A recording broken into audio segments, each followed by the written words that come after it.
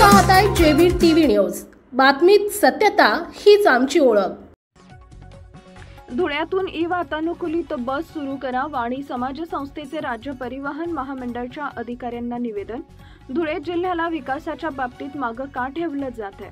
महाराष्ट्रातील अनेक जिल्ह्यांमध्ये आधुनिक शिवशाही ई-बस सेवा दिमाखात धावत असताना धुळे जिल्हा मात्र या सुविधेपासून वंचित का, असा थेट सवाल करत अखिल भारतीय वाणी समाज प्रबोधन संस्थेच्या धुळे शाखेनं शहरातून वातानुकूलित बस सेवा सुरू करण्याची जोरदार मागणी केली आहे।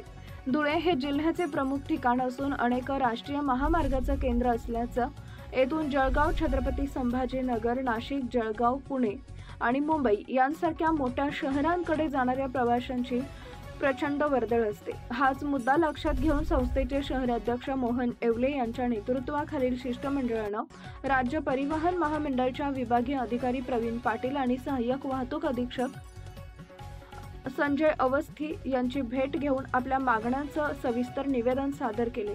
या वातानुकूलित ई-बस सेवेमुळे केवळ प्रवाशांना आरामदायी आणि सुरक्षित प्रवास मिळणार नाही, तर धुळे आगाराच्या उत्पन्नातही मोठी भर पडेल। तसेच येथील व्यापारी आणि नोकरदार वर्गांची मोठी सोय होईल, असा विश्वास संस्थेच्या पदाधिकाऱ्यांनी व्यक्त केलाय। उपसंपादक अशोक गिरासे। आता सुरू कर। मी मोहन येवले, अध्यक्ष प्रबोधन संस्था धुळे शहर। आज आम्ही महाराष्ट्र राज्य महामंडळाकडे, परिवहन महामंडळाकडे ई-बस वातानुकूलितसाठी निवेदन देण्यासाठी या ठिकाणी आलो होतो।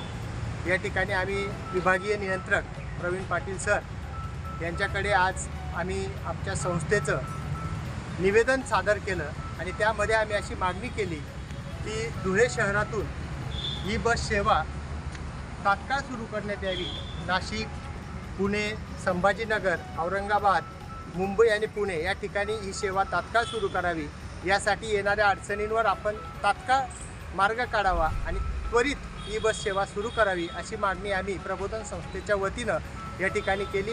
या ठिकाणी आमच्या प्रबोधन संस्थेचे सर्व सन्माननीय सदस्य गजूभाऊ कोतकर, घनश्याम देव, प्रवीण बापू येवले, योगेश वाणी, भटू अमृतकर, रवींद्र सागर लाड, मोहन कोठावदे, एच वाणी सर, प्रवीण बापू येवले, भाऊ नारायण येवले, नंतर सुभाषजी येवले आणि नामदेवराव येवले हे सर्वजण या ठिकाणी निवेदन देण्यासाठी उपस्थित होते। आणि या ठिकाणी आम्हाला महामंडळाने आश्वासित केलं की हे काम प्रगतीपथावर चालू आहे, लवकरच या संदर्भात पुढील कारवाई करण्यात येईल, असं त्यांनी आम्हाला आश्वासित केलं। धन्यवाद।